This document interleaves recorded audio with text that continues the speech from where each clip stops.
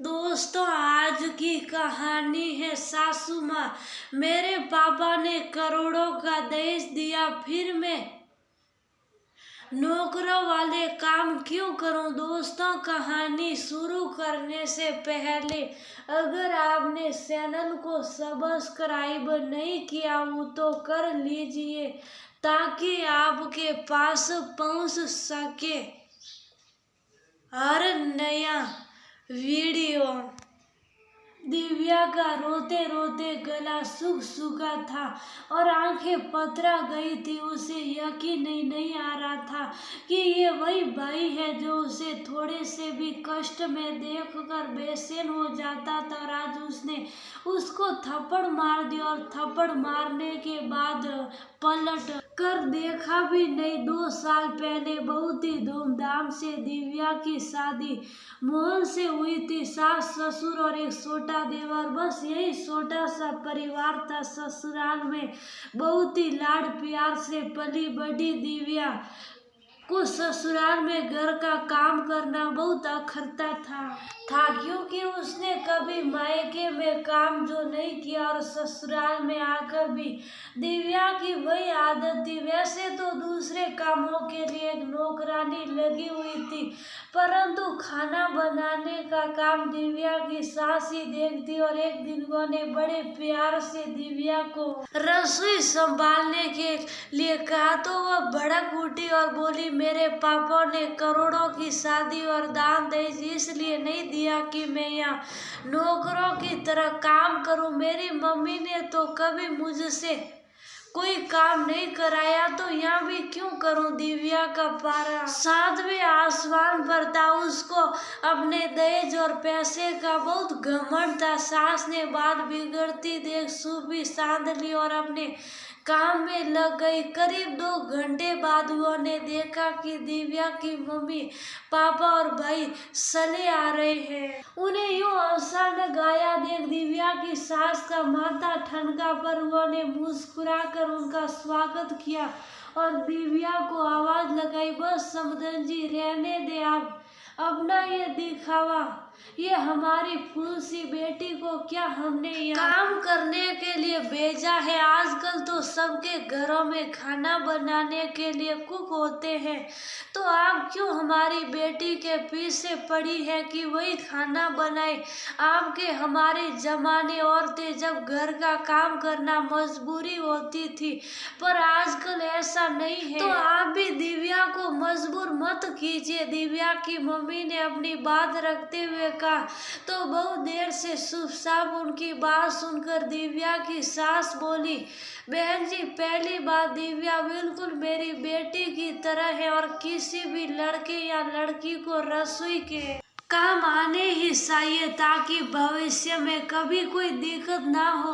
वैसे तो बेटी की माँ होने के नाते थे आपका फर्ज बनता था कि आप अपनी बेटी को खाना बनाना सिखाकर भेजती, पर अगर मैं ये कह रही हूँ तो आपको कोई आपत्ति नहीं होनी चाहिए। मैं नहीं चाहती जिंदगी में कभी भी दिव्या को कोई मुश्किल का सामना करना पड़ा। खाना बनाना सीखना इसमें कोई बुराई थोड़ी है।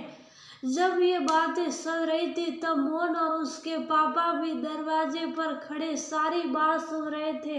मोहन ने दिव्या को घर की छोटी सी बात के लिए अपने पियर वालों को बुलाने के लिए डांटा, तो दिव्या बिपर पड़ी और साथ न रहने का बोलकर अपने मम्मी पापा और भाई के साथ पियर लौट आई। दिव्या की सास ने उसे खूब मनाने की कोशिश की और घर लौट आने के लिए, पर दिव्या ने साफ इनकार कर दिया। कुछ वक्त गुजरा पर दिव्या वापस नहीं आई। मोहन माँ बाप के सामने शर्मिंदा था अपनी पत्नी की इस हरकत के लिए, लेकिन दिव्या पर कोई असर नहीं पड़ा। वह मस्ती से अपने मायके में थी। 1 साल बाद दिव्या के भाई की भी शादी हो गई, पर अब भाभी के आ जाने से चीजें बदलने लगी।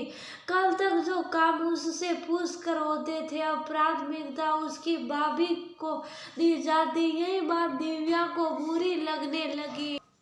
जो भाई हर समय दिव्या दिव्या करता था, पत्नी के आ जाने से ज्यादा समय पत्नी को देने लगा, जिससे दिव्या को अपनी भाभी से चिढ़ होने लगी। एक दिन भाई भाभी को खिलखिलाते हुए बाहर घूमने जाते देख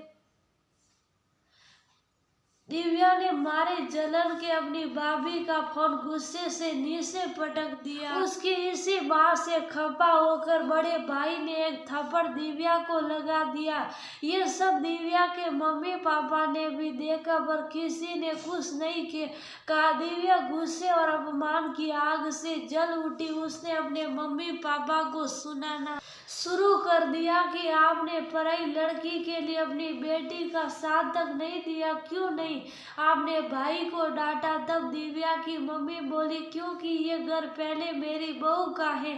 तू तो अपनी नादानियों से अपना घर आंगन छोड़ाई, अब क्या मैं अपनी बहू को भी अपना आंगन सुना करने दो। अपनी मम्मी के ऐसे कड़वे बोल सुनकर दिव्या सकरा गई। उसने कहा, मम्मी इसमें कहीं ना कहीं आप लोगों का भी दोष है। मैं तो नादान थी, लेकिन आप लोग तो समझदार थे।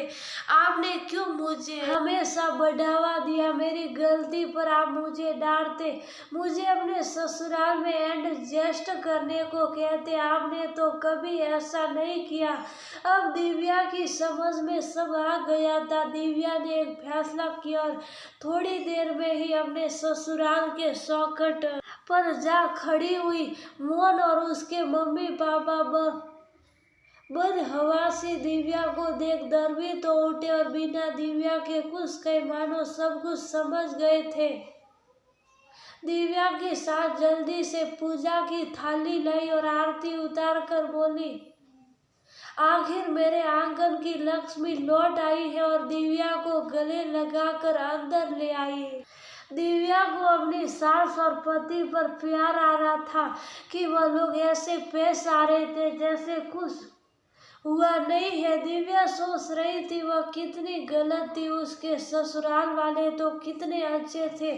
चलो देर से ही सही, उसको अक्ल आ गई है। आज दिव्या को एहसास हो गया था कि शादी के बाद एक बेटी का असली घर आंगन उसका ससुराल ही होता है। और अब दिव्या अपनी सास के हर काम में हाथ बटाती थी। दोनों सास बहू ऐसे रहती थी जैसे एक दूसरे की पक्की सहेली हो। ये तो सच है दोस्तों, शादी के बाद एक लड़की का असली घर उसका ससुराल ही होता है। शादी के बाद तो लड़की मायके के लिए पराई हो जाती है और अपने ससुराल या मायके की छोटी छोटी बातों को इधर उधर नहीं करना चाहिए। इससे रिश्ते बस खराब होते हैं। जो हो उसको आपस में बैठकर सुलझा ले।